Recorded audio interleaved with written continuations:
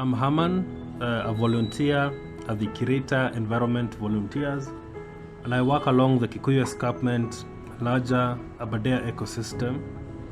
And I'm here today to talk about our new project on the outskirts of the Aberdare forest, funded actually by Mossy Earth and its partners, and where we have collaborated with nearby communities to carry out forest restoration.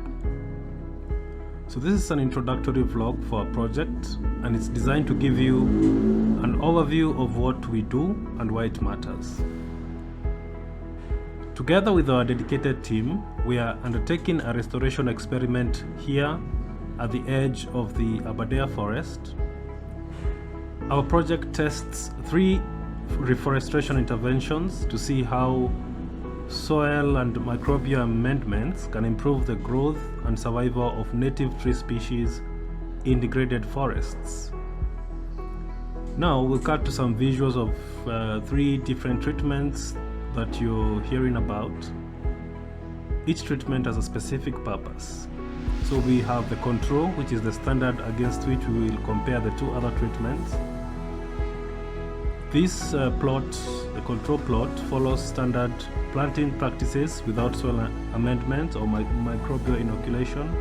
It represents typical deforestation efforts in Kenya. The second treatment, the mycorrhiza treatment, the saplings will be inoculated with beneficial fungi. The fungi forms a symbiotic relationship with tree roots, helping them to improve nutrient uptake, drought resistance and root growth. And finally, in the third treatment, we will apply biochar, so we'll enrich the soil with biochar. Biochar is actually a charcoal-like substance made from local agricultural residues, and it enhances nutrient retention and water holding capacity of the soil. So let's move on to the layout of the experiment. We'll use a randomized complete block design with 6 blocks. Each block contains all 3 treatments: the control, the mycorrhiza treatment, and the biochar treatment. Within each block, we'll have 10 replications of each treatment, giving us a total of 30 per plot. In each plot, we'll plant different native tree species: Juniperus procera, Prunus africanus, and Croton megalocarpus.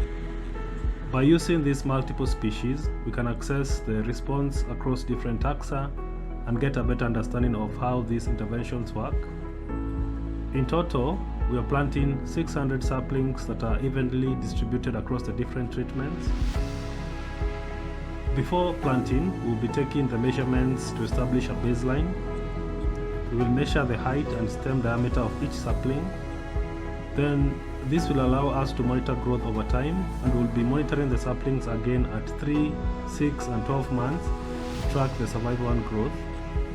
Our goal is to understand which intervention is the most effective at ensuring the survival and growth of these valuable tree species.